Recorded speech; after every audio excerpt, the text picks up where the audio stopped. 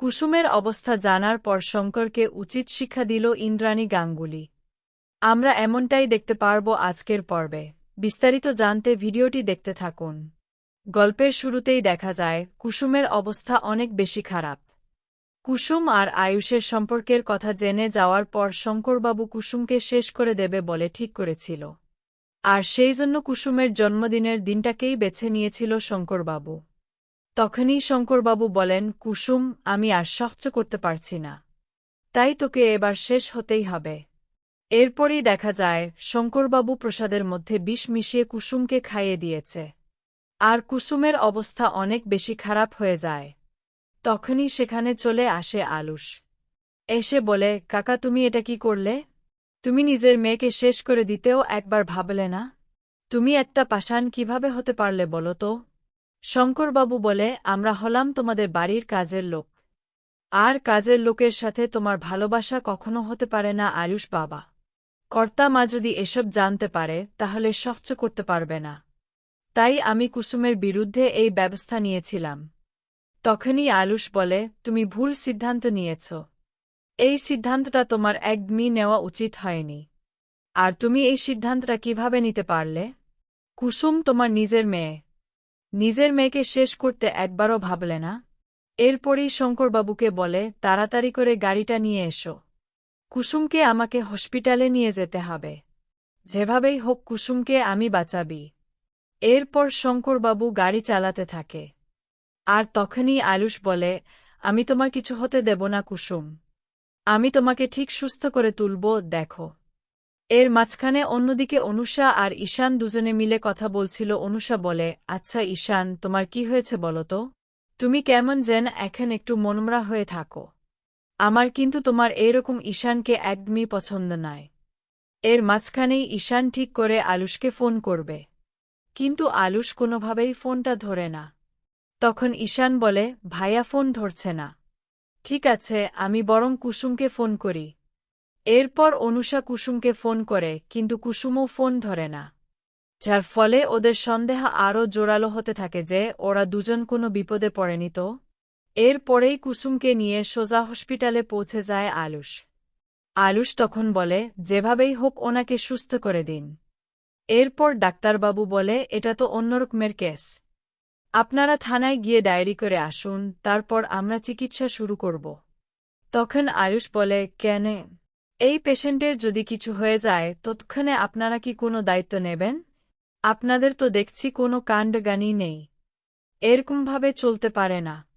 আমি কোনোভাবেই এটা সহ্য করতে পারব না। এক্ষুনি ট্রিটমেন্ট শুরু করুন।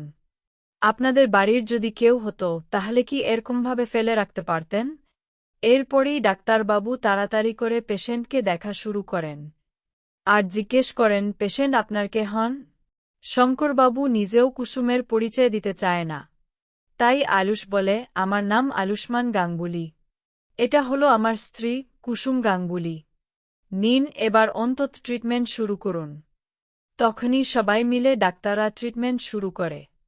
এর মাঝখানেই আয়ুষ ফোনে ঈশানের সাথে কথা বলতে থাকে। আর কুসুমের অবস্থার কথা জানায়। আয়ুষের কথা শুনে ঈশান রীতিমতো অবাক হয়ে যায়। আর বলে, শঙ্কর কাকা এটা কিভাবে করতে পারল? আমি এক্ষুনি আসছি। এরপরই ইন্দ্রাণী গাঙ্গুলির সাথে ধাক্কা লেগে যায় ঈশানের। ইন্দ্রাণী বলে, কি ব্যাপার, তুমি এত তাড়াতাড়ি কোথায় যাচ্ছ? কেমন যেন খুব ব্যস্ত হয়ে রয়েছ। সব ঠিক আছে তো? তখন ঈশান মনে মনে ভাবে, আমি মাকে কিভাবে বোঝাই যে সব কিছু ঠিক নেই? কুসুমের অবস্থা ভালো না। কুসুম বাঁচবে কি না সেটাও সন্দেহ আছে। এরপর ঈশান বলে, মা কিছু না, একটা কাজ পড়ে গেছে। আমি এক্ষুনি আসছি। এই বলে বেরিয়ে যায়।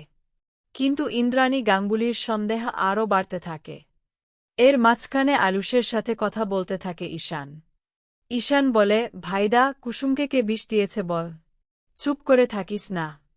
আমি তাকে দেখে নিচ্ছি। তুই চুপ করে আছিস কেন?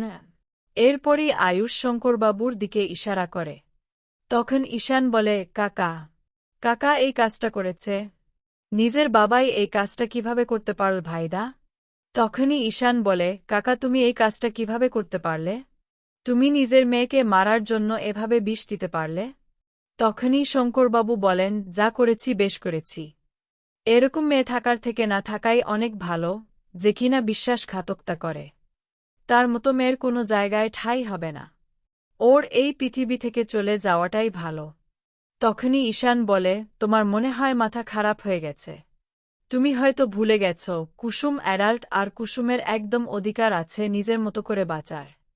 আর কুসুম যদি আমার দাদাকে ভালোবাসে আর দাদা যদি কুসুমকে ভালোবাসে, তাহলে সমস্যাটা কোথায়? তুমি কেন এভাবে ওদের মাঝখানে এসে ওদের জীবনটা নষ্ট করতে চেয়েছ? কাজটা তুমি মোটেও ঠিক করনি।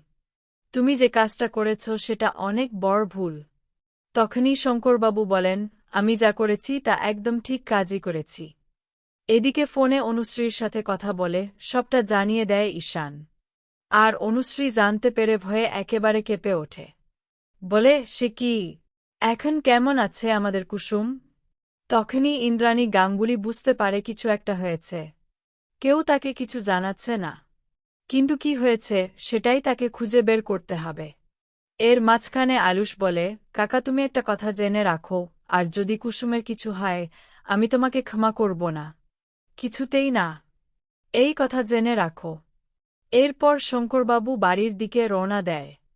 কিন্তু আয়ুষ আর ঈশান হসপিটালেই থাকে। তখনই ইন্দ্রাণী গাঙ্গুলি সন্দেহ করে বলে, তাই আবার করে আমাকে বেরোতে হবে।